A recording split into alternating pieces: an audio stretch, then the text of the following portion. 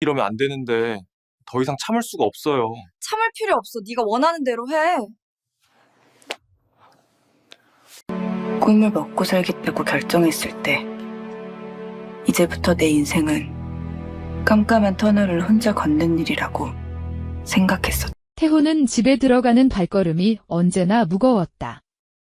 불과 몇 년 전만 해도 따뜻한 온기가 흐르던 집이었지만 부모님의 이혼 이후 집은 그저 밥을 먹고 잠을 자는 하숙집처럼 변해버렸다.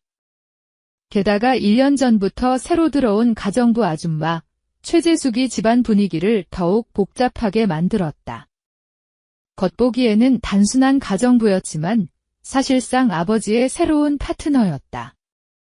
문제는 그녀가 31살밖에 되지 않았고 동안의 외모에 늘씬한 체형으로 태호와 불과 9살 차이라는 점이었다. 외모만 보면 20대 중반의 젊은 여성처럼 보였고 이는 태호에게 묘한 긴장감을 불러일으켰다. 그러나 어머니의 자리를 대신하는 듯한 모습 때문에 태호는 차갑게 대할 수밖에 없었다. 며칠 전의 일이 더욱 태호의 마음을 무겁게 했다. 새벽에 목이 말라 물을 마시려다 아버지 방에서 새어나오는 불빛과 소리를 듣게 된 것이다. 문틈으로 본 광경은 차마 믿기 어려운 것이었다. 아버지와 아줌마가 너무 가까운 모습으로 앉아 있었고 대화 속에는 태호가 모른 채 지나온 진실이 담겨 있었다. 두 사람은 이미 오래전부터 서로의 관계를 당연한 듯 받아들이고 있었고 심지어 아줌마는 태호가 알게 되길 원한다는 듯한 말까지 내뱉었다. 태호는 치밀어 오르는 분노에도 불구하고 방으로 뛰어들 용기를 내지 못하고 그저 벽에 기댄 채 이를 악물었다. 그날 이후 아줌마와 마주 앉아 밥을 먹는 것조차 고역이 되었다. 하지만 묘하게도 태호의 머릿속에서는 그녀의 모습이 자꾸 맴돌았다. 싫으면서도 어쩐지 눈길이 가고 역겨우면서도 마음 한구석이 흔들렸다.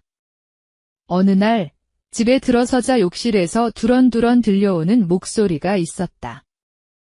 태호는 아버지가 일찍 들어온 줄 알았으나 곧 그것이 다른 여성의 목소리라는 걸 알게 됐다. 알고 보니 아줌마의 여동생이 집에 와 있었던 것이다. 그녀는 언니보다 더 젊고 발랄했으며 얼굴은 닮았지만 한층 세련된 느낌이었다. 두 사람의 대화를 엿듣게 된 태호는 점점 더 혼란스러워졌다. 대화 속에는 아버지에 대한 불만과 체념이 고스란히 묻어났고 여동생은 언니를 놀리듯 장난 섞인 말들을 쏟아냈다. 심지어는 태호에 대한 호감까지 드러냈다. 언니, 그 집 아들은 어때? 라는 여동생의 농담 같은 질문에 태호는 심장이 철렁 내려앉았다. 아줌마는 언성을 높이며 말도 안 된다며 단호하게 부정했지만 순간적으로 드러난 그녀의 당혹감 속에서 진심을 읽을 수 있었다. 그 후 태호는 방으로 돌아와도 두 사람의 목소리가 벽 너머로 들려왔다. 여동생은 노골적으로 태호에게 관심을 보였고 언니는 동생을 막으려 했지만 자신도 흔들리는 기색을 숨기지 못했다.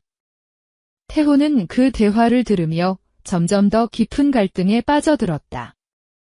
결국 여동생이 아닌 질투 어린 아줌마가 태호의 방으로 불쑥 찾아왔다. 여동생이 잠든 사이였다. 예상은 했지만 실제로 마주하니 태호는 크게 당황했다. 그녀는 장난스러운 미소로 태호를 시험하듯 다가왔다. 태호는 여자와 가까이 지내본 경험이 없었기에 더욱 어찌할 바를 몰랐다. 그러나 이 모든 상황은 단순한 호기심으로만 끝날 일이 아니었다. 그날 밤 여러 갈등 끝에 태호는 끝없는 혼란을 겪었다. 싫다고 말하면서도 자꾸 눈길이 가고 거부하고 싶으면서도 내심 기대하는 자신을 발견했다. 결국 그는 아버지 몰래 쌓여가는 비밀의 무게에 짓눌리며 방황했다. 며칠 뒤 태호는 아버지의 서랍 속에서 오래된 사진 한 장을 발견했다. 사진 속에는 아버지, 아줌마, 그리고 여동생이 함께 찍혀 있었다. 웃고 있는 얼굴 속에서 태호는 자신이 알지 못했던 관계의 깊이를 깨달았다. 아버지가 이미 모든 걸 알고도 받아들였는지 아니면 끝내 모른 척하고 있는지 알 수는 없었다. 태호는 사진을 들고 한참 동안 멍하니 앉아 있었다. 분노, 배신감, 혼란, 그리고 설명하기 힘든 다른 감정들이 뒤엉켜 마음이 무너져 내렸다. 집이라는 공간은 더 이상 편안한 곳이 아니었다. 태호는 점점 더 자신이 설 자리를 잃어가고 있었다.